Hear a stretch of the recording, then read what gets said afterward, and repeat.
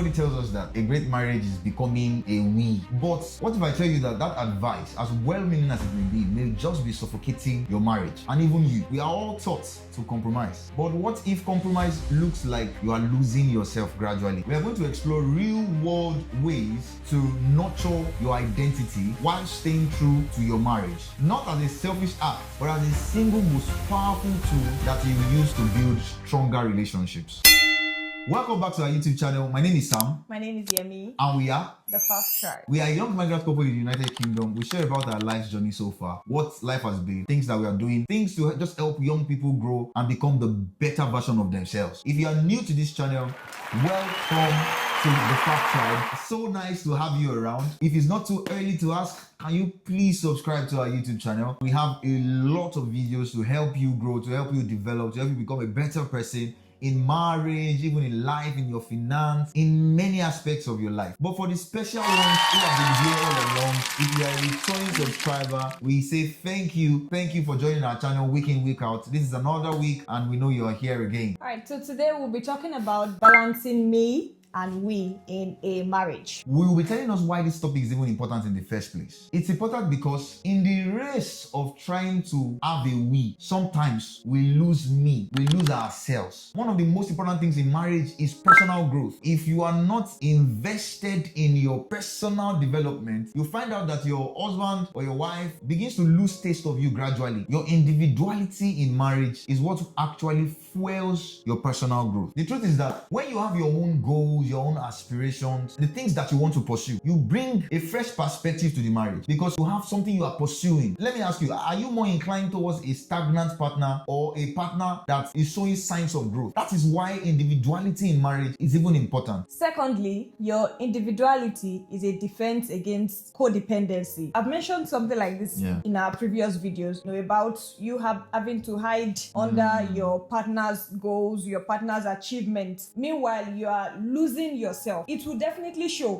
when you are leaning on your partner's achievements. It blurs into each other and then it becomes a pressure on the other person because so when he's not happy, everybody's not happy. So it's dependent on the other party's emotion. So it shouldn't be that way. It has to be that you have your own sense of individuality, that thing that distincts you as an individual. The third thing that individuality does for us is that it helps our communication and our resilience. When we begin to have issues, and because we see ourselves as individuals, when we have issues, we address the issues as the issue and not necessarily point fingers. Yes, because we now see ourselves as individuals. If we don't see ourselves as individuals, we find out that we begin to tag our partners as the problem. When we can see ourselves as individuals, you can approach these issues with more clarity. So we're going to dive straight into the practical ways to balance we and me in a relationship. Number one, define and defend your boundary. Now, this is just like saying have boundaries. It's not necessarily something that makes you separate from your partner or something that builds a wall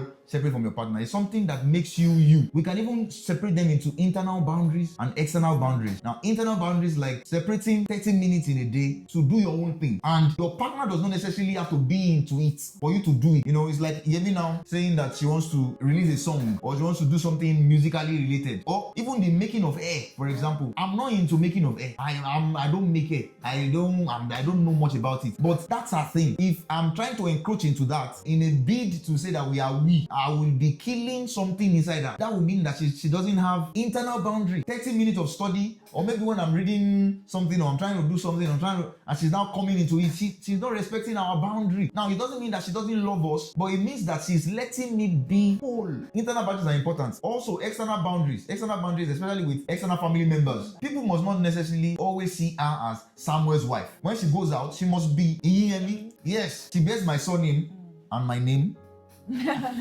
But she must also be able to stand as Iyemi and not be able to just always pour into this is Samuel's. No, this is not Samuel's wife. This is Iyemi. Yes, she's Samuel's wife now, but God sees her as an individual. So we must be able to respect the external boundaries as well. Your friends should not now see you as, oh, this is Sam's wife, or oh, this is Yemi's husband. These friends we're talking about, they're not just anyhow friends, because what you now bring out from those friendships can affect your marriage. Affect the marriage. So you're not talking about anyhow friends. No. You're talking about people that share the same values with you When you go out with them, you're not necessarily going out as somebody's wife. You are somebody's wife, but you are still an individual that has individual goal, individual passion. And the second strategy is cultivating your me space.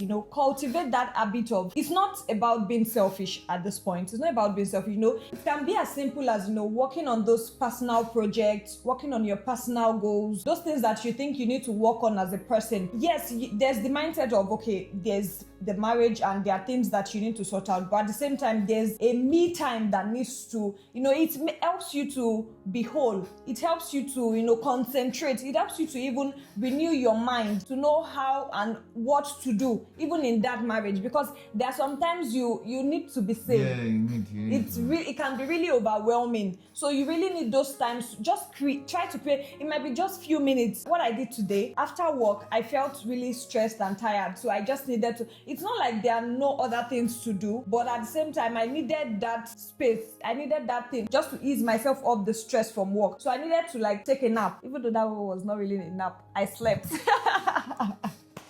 So if that's what is needed, it might not necessarily be that, okay, you are writing, you are making music, you are doing one or two activities. It might be as simple as just resting, just sleeping. So it's important that you create that me time for yourself. I also think that when we allow people have that me space, they come with fresh energy, fresh enthusiasm into the marriage, into the union, because we let them be them.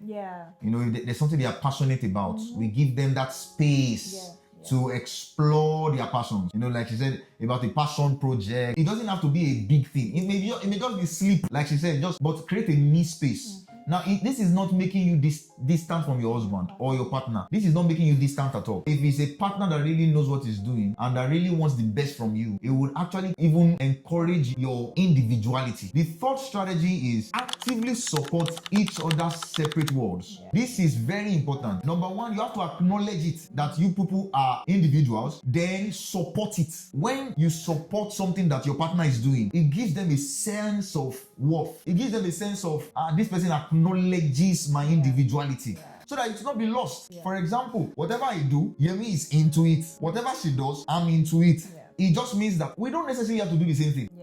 We don't necessarily have to pursue the same goals. I believe that there has to be a mutual goal, but I don't believe that they have to be the same all along. Let your leg be in your partner's trouser.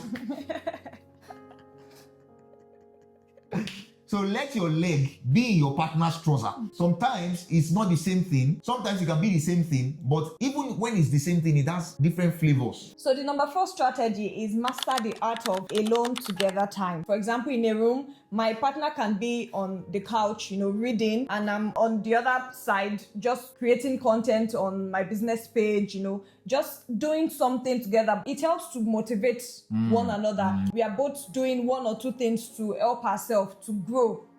While still being together, but at the same time we are alone. This simple act, creates a feeling of closeness between you and your partner, that even though you are doing different things, you are still together. It still brings in the same space. In the same space. It creates that atmosphere of closeness between you and your partner. This is not saying that you can be in the same, because you can be in the same space and be far from each other. In terms of, one is browsing here, one is browsing here. But even though you're in the same space, you can go so far away from. So what we are saying that when it has to do with individuality and growth and development. So it's not just being in the same space and pressing your phone. If you are being in the same space and pressing your phone, you are distant. It will even help you to motivate one another. When you see your partner doing something serious, you are just there scrolling aimlessly, and you'll be able to, correct yourself that you will remember that I'm an individual. I need to help myself too. The 5th strategy is cultivate your own personal rituals. I understand that there are couple rituals, things that you guys do together. Both of you are going on a date together, everything together. But have your own personal rituals. What are the things that you do personally every day that consistently you must do for yourself? It's very important. Do you depend on corporate Bible study? Do you have your own personal Bible study? One of the things I made clear from the beginning is that I will do my own personal time. I will do my own personal prayer time. We can find time to do corporate this, but it helps after doing that corporate, even if you do at all, to have personal prayer time. I mean, we are using prayer for this in this case now. Personal prayer, personal Bible study time, because there's something that God wants to say to you as an individual, for your purpose, for everything that God has committed to your hands. That's just in aspect of, for we that are Christians, prayer, Bible study, but there are other things, personal rituals. So are there things that you must do for yourself every day to remind you that you're an individual? It could be reading. You cannot depend on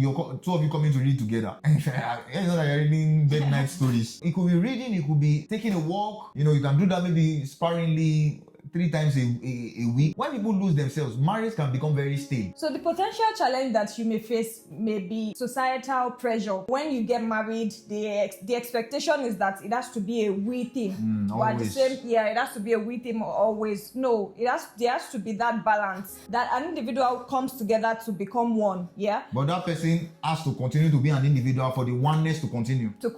So you have to be whole. There's this sense of wholeness that has to be in your mind, that as an individual, you have to be whole for you to complete your partner. So it's not about the world, it's about you and your partner. You are not being selfish. Yes, and to balance this all off is the fact that we believe as Christians that two becomes one, and that is very, very true. But like we said, that two that are becoming one must continue to maintain their individuality for that oneness to be strong, so that you don't just become a liability on the long run. You have to maintain your growth consistently, continue to push through. Like she said, societal pressure may want to say, no, both of you do the same thing, or you kill your vision. You kill your vision so that the family can work. It's not always like that. There are some times that you may compromise here and there, but it's not always like that. And sometimes we just want to avoid conflict, and so we say, well, where you are going is where we are going. Where my husband is going is where all of us are going. Also, another thing to understand is that both of you cannot be on the same frequency in terms of delivering your purpose.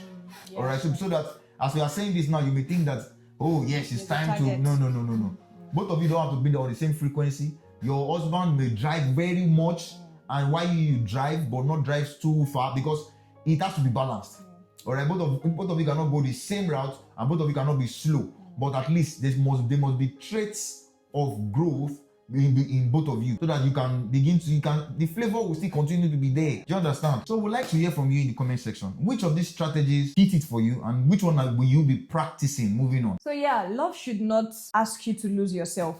It should even inspire you to become the best version of yourself. So because you are, building yourself, helping yourself go, you're having your personal time, that doesn't mean you are growing apart. So by doing so, you are creating a more fulfilling, resilient, and deeply connected relationship with your partner. All right, so we hope this helps you. See you in our next video. Thank you for watching.